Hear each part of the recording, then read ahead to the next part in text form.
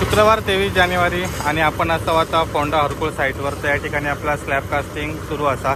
जवळपास 850 ते 900 square फीटचा slab असा. आणि आपण स्लॅब कास्टिंग साधारण 11 वाजता चालू केला. आता वाजल्यात सकाळचे 11:30.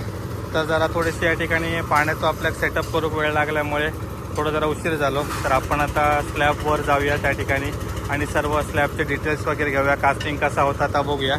तर इकडे आता आपल्याला सिमेंट वगैरे सर्व इलेला असा. त्यानंतर कॉन्क्रीटची गँग वगैरे देखील आपली रुटीनला लागलेली असा.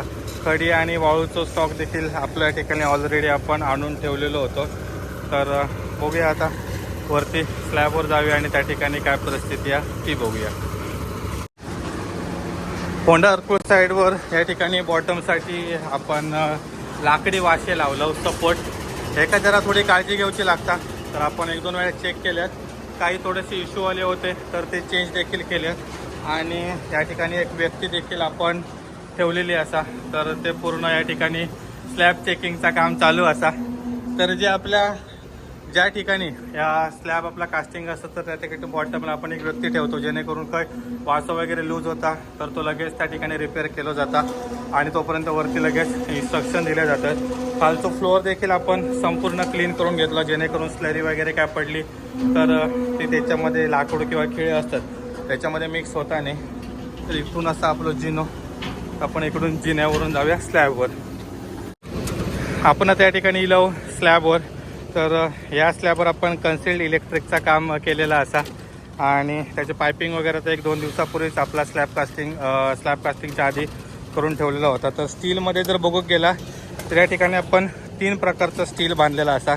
ह्यो जो आपला मेन हॉल असा जवळपास 12x16चा. तर एका आपण 10x10 mm चे 2 वे स्लॅब या ठिकाणी घेतलेलो, कारण याचं पूर्ण स्पॅन मोठं होतं. आणि त्यानंतर मध्ये एक सपोर्टसाठी आपण 16 mm चे 4 बार वापरून त्या ठिकाणी एक बीम दिलेलो असा. त्यानंतर वरांडो आणि देवखोली, तर हे आपण 10 आणि 8 mm कॉम्बिनेशनमध्ये 1 वे स्लॅब आपण घेतलेलो असा, कारण याची लांबी पूर्ण लांब असा. त्याच्यामुळे आपण 1 वे स्लॅब या ठिकाणी घेतलो. त्यानंतर या ठिकाणी या घरमालकांका साईडने स्लोपिंग अशी मेंगलोर टाईल्सची कौलं लावची आहेत. तर त्यामुळे आपण 2 फूट रुंदीक आणि बॉटमपासून 1.5 फूट लांबीक तर असा आपण यो स्लोपिंगमध्ये छज्जा दिलेलो असा. त्याचा देखील स्टील आपण 10 आणि 8 mm मध्ये बांधलेला. इकडून जे आपले बार जातात तर ते त्या ठिकाणी आपण थ्रूआउट घेतलेले असतात आणि डिस्ट्रीब्युशनसाठी 8 mm वापरलेले असतात. वरती स्लोपिंग स्लॅब एक असा डेकोरेशनसाठी या आपला वरांडा आणि देवखोली पोर्शनला. त्याच्यासाठी आपण 5 पिलर काढून ठेवले आहेत, 1, 2. त्यानंतर या ठिकाणी सपोर्टला इकडे आपण 5 पिलर. तर हे 10 mm चे बार असतात आणि त्याला एल मारून आपण जस्ट आपले 3 ते 4 फुटापर्यंत या ठिकाणी असणारच वरती. तर ते आपण तसे लावून ठेवले आहेत. बाकी इलेक्ट्रिक कन्सेलचा पूर्ण पायपिंग या ठिकाणी झालेला असा. त्यानंतर इकडे देखील जे गॅप फिलअप होते तर ते देखील आपण या ठिकाणी पुठ्ठे वगैरे टाकून केलेलं असा, कारण या प्लेटिंग का ऑइल होता त्याच्यामुळे या ठिकाणी आपली चिकटपट्टी वगैरे लावली म्हणजे रवत नव्हती. आणि त्यानंतर अजून एक गोंधळ म्हणजे या ठिकाणी आपण प्लास्टिकचं कागद टाकणार होतो, पण प्लास्टिकच्या कागदात नंतर ते सिलिंगवरनं काही वेळा पूर्ण एकदम आपल्या ग्राइंडिंग वगैरे खूप करतं लागतं आणि ते कागद वगैरे काही वेळा ते अडकतात ज्यावेळी ते प्रेस होतात. तर ते काढताना मुश्किल होतं आणि तिकडे प्लास्टर बसत नाही सिलिंगला. तर म्हणून आपण आता प्लास्टिक कागद वापरूचं पूर्णपणे बंद केलेलं. आपण याच्या आधी प्लास्टिक कागद वापरत होतो. त्यानंतर जे आपले रेग्युलर बीम असतात भिंतींवरचे, तर ते भिंतींवरचे बीम आपले 8 इंच साईजमध्ये आपण घेतलं आणि 10 mm चे 4 बार घेतलेत. आणि जे आपले रिंग आहे म्हणजे स्टिरप्स असतात तर ते स्टिरप्स आपले 7 इंच स्पेसिंगला असं सेंटर टू सेंटर. साईडने पूर्ण 9 इंचाची ऑफसेट पट्टी आहे. फक्त आपलं हॉल आणि जिनाचं पोर्शन सोडून बाकी पूर्ण आपली 9 इंचाची साईड पट्टी या ठिकाणी फिरलेली असा. त्यानंतर बाथरूमचा जो पोर्शन आहे तर तो आपण 10 आणि 10 mm मध्ये प्लेन जाळी या ठिकाणी बांधलेली आहे. 6 inch spacing centre to centre.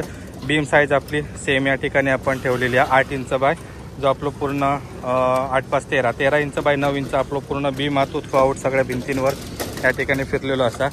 मधली जी पॅसेजची जाळी होती तरी आपण डबल जाळीमध्ये 8 आणि 10च्या कॉम्बिनेशनमध्ये घेतलेला, कारण एका 1 वे किंवा 2 वे या ठिकाणी डिझाईन होत नव्हता.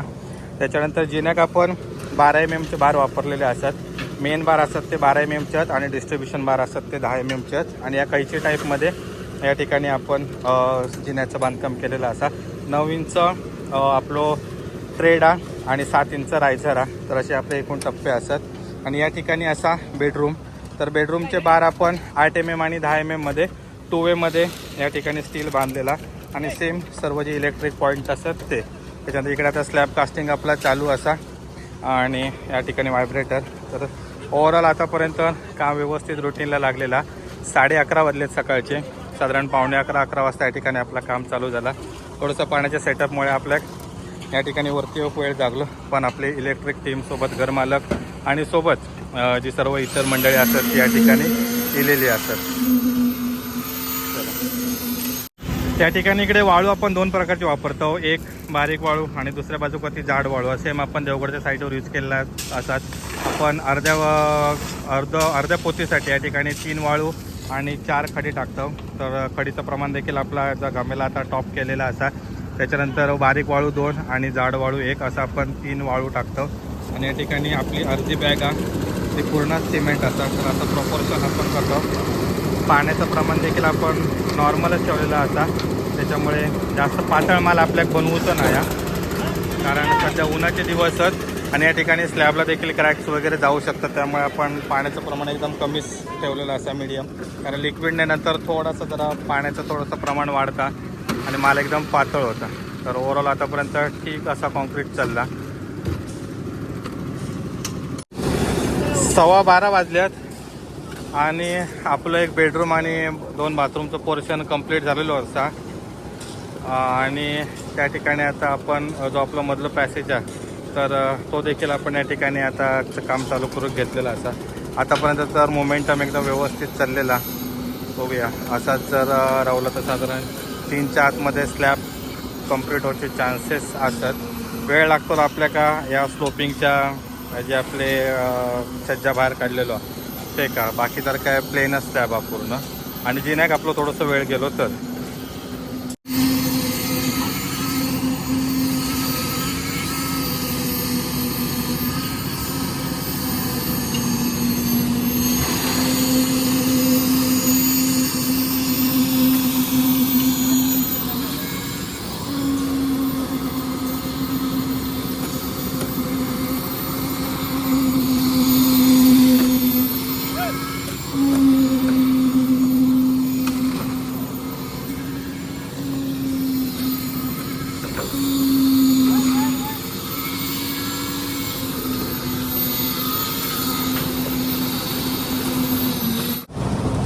दुपारचे 2 वाजल्यात आणि आपलं स्लॅब ऑलमोस्ट 75% कंप्लीट झालेलो असा. तर तिकडचे किचन, त्याच्यानंतर बाथरूम पोर्शन, बेडरूम, त्याच्यानंतर जिनो पण आपलं पूर्ण या ठिकाणी कंप्लीट झालेलो असा.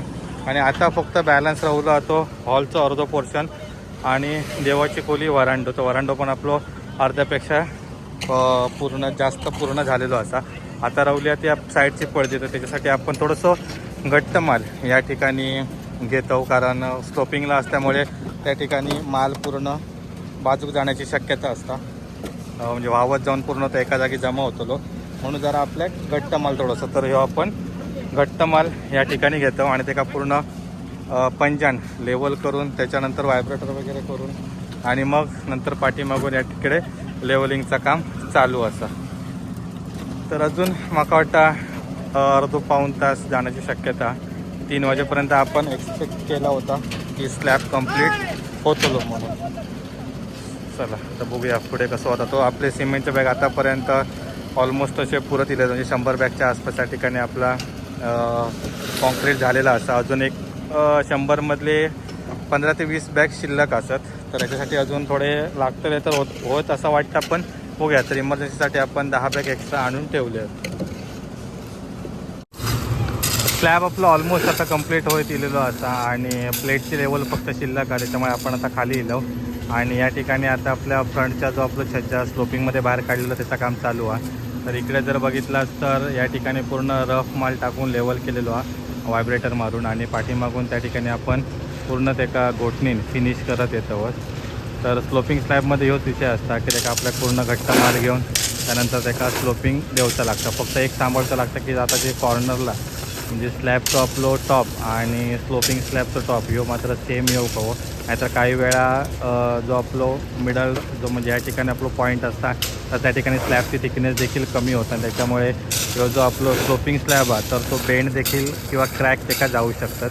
त्यासाठी ती एक काळजी घ्यायची लागते आणि त्याच्यासाठी आपल्याला पहिल्यांदा स्लॅब पूर्ण लेवल करत आणून मग त्या लेवलला आपल्याक यो स्लोपिंग स्लॅब मॅच करूचं लागतं. नाहीतर जर आपण पहिल्यांदा स्लोपिंग स्लॅब जर भरून घेतलो तर त्या ठिकाणी डाऊन होण्याचे चान्सेस असतात आणि स्लॅबची थिकनेस देखील कमी होण्याचे चान्सेस असतात. मटेरियलचा विचार करून गेलो तर आपली 2 ब्रास खडी ऑलमोस्ट संपत दिलेली असा, साधारण 1 ब्रास शिल्लक आणि त्यानंतर इकडे वाळू पण आपण 2 ट्रिप मागवलेली, म्हणजे टोटल 6 ब्रास मागवलेली. त्याच्यातली वाळू देखील आपली 1 ते 1.5 ब्रास या ठिकाणी शिल्लक असा. सेम खडी देखील 6 ब्रास होती, तर त्याच्यातली 1 ते 1.5 ब्रास या ठिकाणी शिल्लक असा. आणि आपलं सिमेंटचं देखील टेम्पो इलं होतो, कारण आपल्या बॅग देखील थोडेसे कमी रवलेले होते. साधारण 5 ते 6 बॅग शिल्लक होते, तर आता पुन्हा हे आपले 10 बॅग इलेले असतात. दुपारचे 2:30 वाजलेत आणि आपला स्लॅबचा काम कंप्लीट झालेला असा. तर ह्यो पोर्शन रवलेलो आता देखील प्लेट काढून आपण आता या ठिकाणी कंप्लीट केलेला असं. बरोबर 100 बॅग लागले आपल्याक. त्याच्यानंतर साधारण 5 ब्रास खडी आणि 5 ब्रास वाळू या ठिकाणी आपल्याक लागली. इकडचं स्लॅब सुकत इलेलो असा आणि हे आता जस्ट आपण कास्ट केल्यामुळे या ठिकाणी ओलो असा. लेवलिंग वगैरे देखील प्रॉपर आपला मस्त झालेला असा. चला ओके डन. तर त्याच्या पुढे असतो आपलं आचऱ्याचं स्लॅब, तर त्यावेळी आपण आता तुमका भेटूया. स्लॅब कंप्लीट झाल्यानंतर बॉटम पण अजून व्यवस्थित असं, ज्यावेळी रनिंगमध्ये होतं तेव्हा पण व्यवस्थित होतं. स्लरी पण या ठिकाणी जास्त आपली पडलेली नाही. त्यावेळी आपल्या प्लेटिंग का पट्टी मारोक न लागल्यामुळे थोडी स्लरी पडली, नाहीतर ज्यावेळी आपण पट्टी वगैरे लावतो तेव्हा स्लरी अजिबात पडत नाही. पण तरी पण एवढी काय पडली नाही जास्त, मेजर असा काय प्रॉब्लेम नाही. आणि आपले वाशेवर देखील व्यवस्थित असतात. लाकडी असल्यामुळे जरा थोडे आपल्या खूप काळजी घ्यायची लागतात. लोखंडी वाशांचं तेवढं आपल्याला टेन्शन नसतं, पण लाकडी वाशांच्या वेळी कंपल्सरी आपल्याला एक व्यक्ती खाली ठेवचीच लागतात, कारण हे थोडेफार इकडे तिकडे शिफ्ट होऊ शकतात. तर या ठिकाणी देखील व्यवस्थित सगळं झालेलं असं. थोडासा पाणी फक्त पडलेलं, बाकी स्लरी वगैरे जास्त काय पडलेलं नाही. वरांड्यात पण या ठिकाणी असं काय मेजर प्रॉब्लेम नाही आणि सपोर्ट देखील व्यवस्थित असतात. तर आता या ठिकाणी सामान वगैरे पूर्ण आपला पॅक होणं पूर्ण चालू असा. तर चला मस्त ओकेमध्ये कोणताही प्रॉब्लेम न होता स्लॅब आपलो कास्टिंग झालेलो आहे. तर हा व्हिडिओ कसा वाटला तो कमेंट करून नक्की सांगा आणि पुढच्या व्हिडिओमध्ये असेच आपण दुसऱ्या घराच्या कामाचे अपडेट तुमका देत राहतो. त्याच्यासाठी आपला चॅनल नक्की सबस्क्राईब करून ठेवा.